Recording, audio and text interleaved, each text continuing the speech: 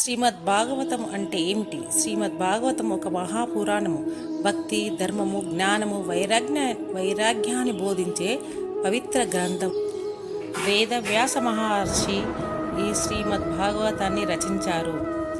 కర్మ, జ్ఞాన, ధ్యాన మార్గముల కంటే భక్తి మార్గమే శ్రేష్టమని శ్రీమద్ భాగవతము చెప్తుంది. అహంకారం వదిలి లోభం తగ్గించి భక్తితో జీవిస్తే మోక్షం పొందవచ్చని ఉపదేశం.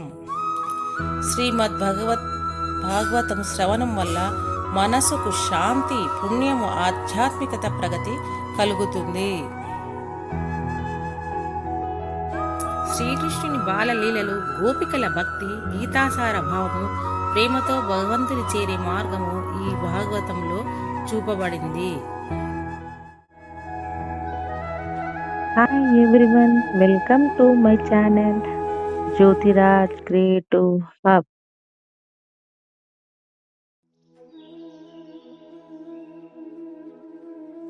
హరే కృష్ణ. పాప ప్రవృత్తిని నాశనం చేసేది శ్రీమద్ భాగవతం. శ్రీకృష్ణుడు తన అవతారాన్ని చాలించి భగవద్ధామానికి వెళ్తున్నప్పుడు ఉద్ధవుడు అడిగాడు, కృష్ణ, నువ్వు వెళ్తున్నావు కానీ ఈ ధర్మాన్ని ఎవరు సంరక్షిస్తారు అంటే శ్రీకృష్ణుడు తన యొక్క శక్తిని, తన యొక్క లీలలను శ్రీమద్ భాగవతంలోనే నిక్షిప్తం చేశాను అని చెప్పాడు.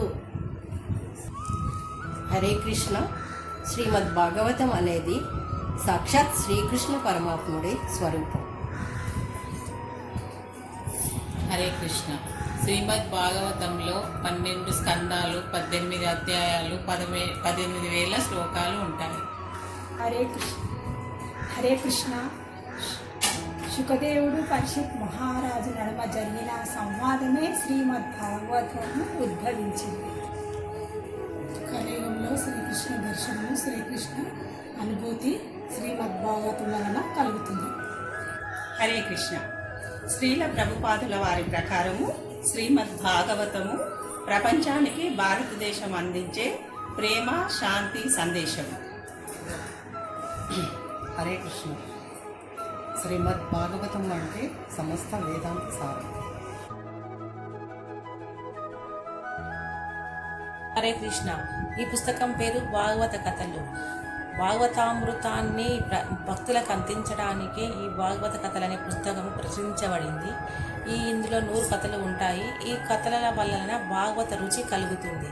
యాక్చువల్గా 18 సంపుటాల్లో శ్రీమద్ భాగవతాన్ని చదవాలంటే మనకు చాలా సమయము అవుతుంది. అందుకనే ఫస్ట్ ఈ భాగవత కథలను చదవటం ద్వారా మనలో ఈ మొత్తము 18 సంపుటాల్లో ఉన్నటువంటి భక్తి వేదాంత భాష్యము చదవాలనే కోరిక ఏర్పడుతూ జీవితాంతము భాగవత సేవలోనే గడపాలనే దృఢ సంకల్పం ఏర్పడుతుంది. మన హృదయాన్ని జాగృతం చేస్తుంది.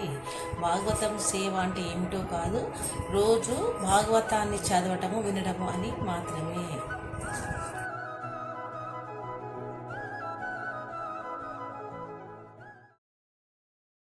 Thanks for watching my channel.